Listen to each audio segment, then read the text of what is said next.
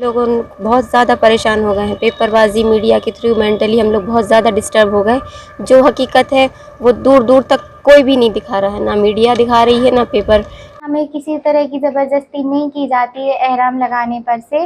वो स्कार्फ है, वो स्कूल का कोड है, एक सलवार सूट और स्कार्फ हमें कभी ज़बरदस्ती नहीं की गई उसको लगाने के लिए। अगर हमें कभी नहीं भी लगाना होता तो हम बिना लगाए चले जाते थे और कभी हमसे कुछ नहीं कहा गया। अरे आप देखिए कि जिस स्कूल के 65 बच्चे एग्जाम में बैठते हैं, 61 बच्चे टॉप करते हैं। कितनी बड़ी उपलब्धि है ये। धार्मिक उन्माद फैलाना, इनका काम है धार्मिक उन्माद फैलाना।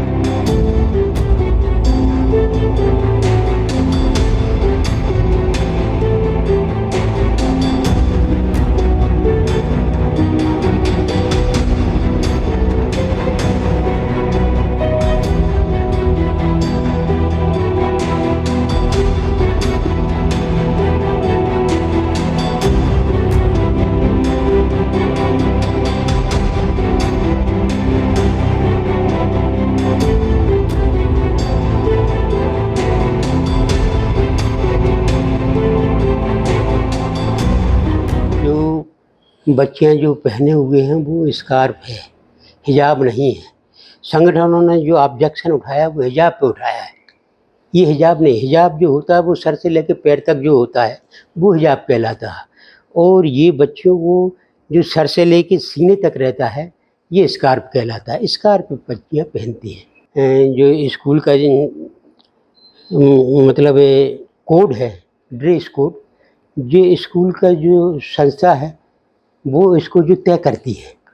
और उन्होंने सन 12 के आसपास ही करीब बनाया था ये, तो जब से लागू है।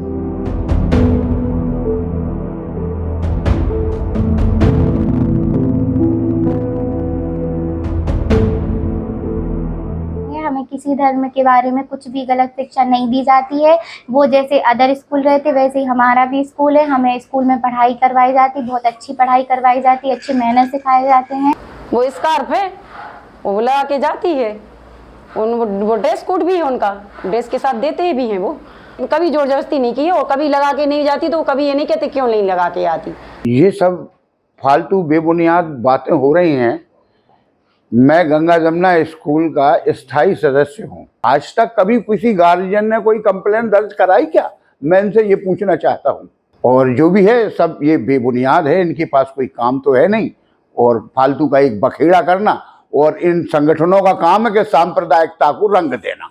2007 में इन्होंने एक सोसाइटी बनाकर दमोह में एक ऐसा स्कूल खोलने के लिए जो गरीब तबके के बच्चों के लिए एक विद्यालय हो, जिसमें कुछ सीमित फीस के ऊपर और बच्चों को कॉन्वेंट की शिक्षा, अंग्रेजी शिक्षा मिल सके, इसके लिए इन्होंने एक सोसाइटी बनाई। और इस स्कूल को इन्होंने 2010 से लगातार रन करना चालू किया।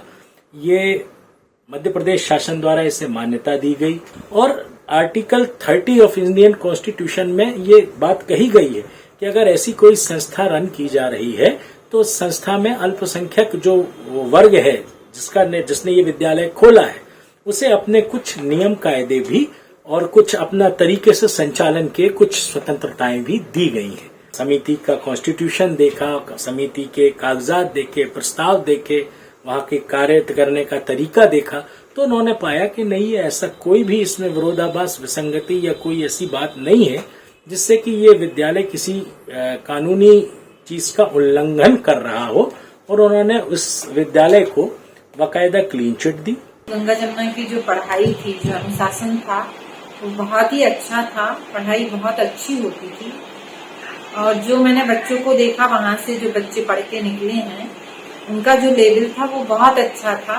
कम फीस में वो बहुत अच्छी पढ़ाई करा रहे थे। गंगा जमुना में यहाँ पर जो गरीब जो बच्चे को अच्छे स्कूल में नहीं पढ़ा सकते थे, वो अभिभावक मेरे पास आए। उन्होंने कहा कि मुझे अपने बच्चों का गंगा जमुना स्कूल में एडमिशन कराना है। तो ऐसे बहुत सारे बच्चों का हम लोगों ने गंगा जमुना स्कूल में एडमिशन कराया, क्योंकि वहाँ की पढ़ाई बहुत अच्छी थी।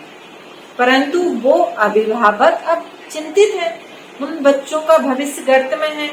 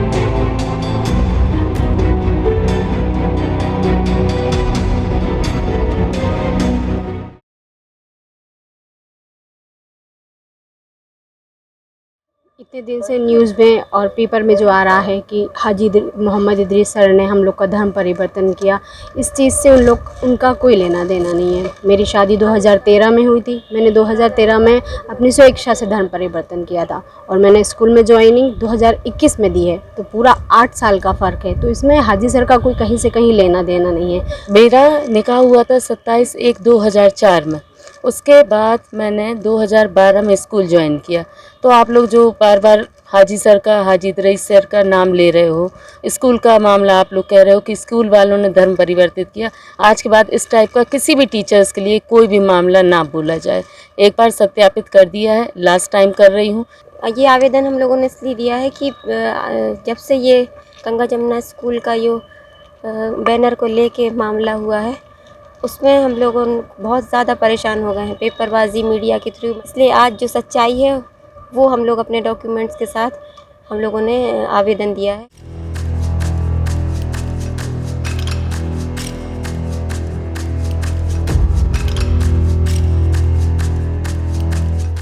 हम लोग ने सोचा कि कब से पढ़ रहे हैं स्कूल में, अब ये टूटने वाला है तो कहाँ पढ़ेंगे, मतलब थोड़ी टेंशन में आ गए थे। टेंथ कहाँ से होगी इस बार हम लोग की। क्या वो नोटिस बोर्ड इसी बार लगा था या हर साल लगता नहीं, था? पिछली बार भी लगा था वो स्कोर बोर्ड। यहाँ फीस भी कम थी और इंग्लिश मीडियम स्कूल था और पास भी था। अब ऐसे अपील करे सरकार से, क्या है स्कूल खुला है, अब इतने बच्चा को कहाँ एडमिशन मिलेगा? फिर इतने बच्चे 10-10, 20-20 बच्चा भी जाएंगे तो एडमिशन नहीं हो पाएगा। मैं अभी तो फिलहाल प्राइवेट स्कूल में मैं भी जॉब करती हूँ। मेरे परिवार के 3 बच्चे गंगा जमुना स्कूल में पढ़ते थे, और वहाँ हम लोग गए भी पेरेंट्स मीटिंग में, और बीच में भी हमारा जाना हुआ, लेकिन कभी ऐसा लगा नहीं कि उन लोग की बातों से कि ये लोग धार में क्या धार पड़े, लोग स्कूल अपना ओपन किए हैं, ऐसा कुछ समझ में नहीं आया। क्योंकि हम खुद रिज्यूम देकर आए थे वहाँ। इस साल मैं खुद रिज्यूम देकर आई थी वहाँ, क्योंकि मेरा पीजी हिंदी से है जी, तो लैंग्वेज के लिए मैंने दिया था।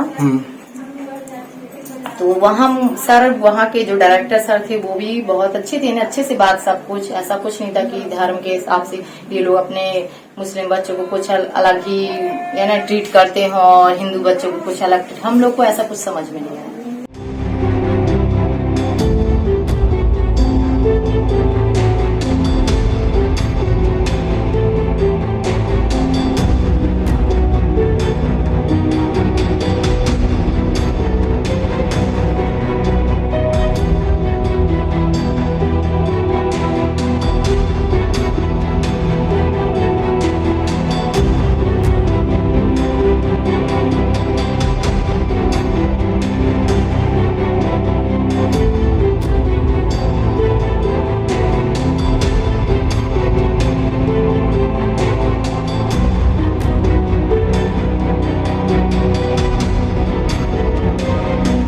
मैंने अपना जो पक्ष रखा विद्यालय का, उसमें मैंने यही बात बताई कि हमारे विद्यालय का एक गणवेश है और वो गणवेश प्रारंभ से ही एक प्रस्ताव के द्वारा बनाया गया था।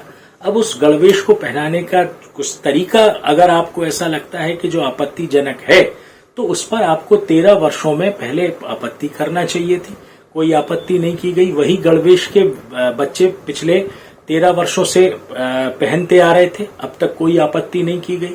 जहां तक इस बात का प्रश्न है कि उनके बच्चों की कलावा उतरवाए गए या उनके तिलक पहुंचे गए, तो इस संबंध में कभी कोई पूर्व में शिकायत नहीं की गई। लेकिन 30 मई 2023 के बाद से हालात परिस्थितियां बदली और एक शिकायत खारिज होने के बाद लगातार दूसरी, तीसरी, चौथी, पांचवी एलिगेशंस आते गए और उस एलिगेशंस को रखने के लिए एक और एलिगेशन लगाया था कि शिक्षक शिक्षिकाओं ने धर्म परिवर्तन किया है, जबकि बाद में जब अनुसंधान खुद सरकारी एजेंसियों ने किया और वो लोग अपने शपथ पत्र लेके पहुंचे, तो मालूम चला कि विद्यालय खुलने के किसी ने 10 वर्ष पहले, किसी ने 7 वर्ष पहले, किसी ने विद्यालय ज्वाइन करने के 8 वर्ष पहले बाकायदा धर्मांतरण कर चुके थे। हर 2 साल 3 साल में गवर्नमेंट आती थी, विद्यालय की हर चीज देखती थी, कहाँ पानी चल रहा है, कैसा फर्नीचर है, कैसी लैब है, कहाँ बच्चे बैठते हैं, क्या खेलते हैं, क्या पहनते हैं, ये सारी चीजें कौन देखता था? मध्य प्रदेश सरकार के शिक्षा विभाग देखता था। तो तब वो उन्होंने कोई आपत्ति नहीं की, उन्होंने बाकायदा इनको मान्यता दी।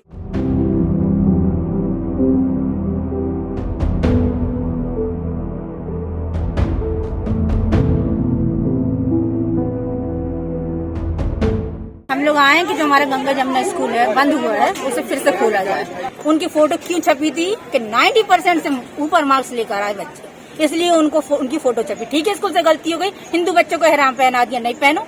हम भी हिंदी स्कूल में पढ़े हैं, हमसे सरस्वती पूजा करवाई गई, हमने करे हैं। वीणा वादिनी वर्दो पढ़ा है, स्कूलों से हम ट्रिप में गए हैं, मंदिरों के गए हैं, सब करा है, पर हम कभी हिंदू नहीं हुए।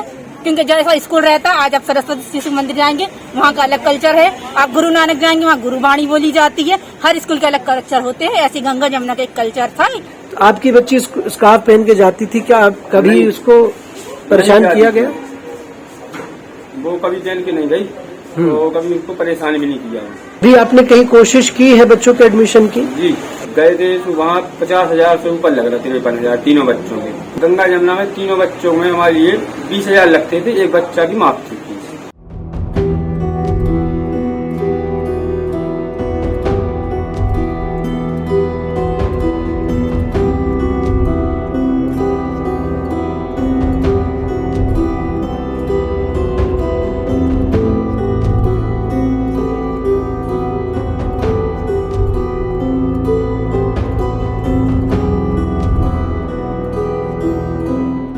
कलावा पहने हैं, जो इसलिए उतरवाते थे कि किसी जो खेलते थे ना हम लोग लंच पीरियड में, तो किसी के लिए लगे ना, और वो नेल्स कट करवाते थे, किसी के लिए लगे ना, इसलिए वो उतरवाते थे। तो आपका क्या रिएक्शन था न्यूज देखने के बाद?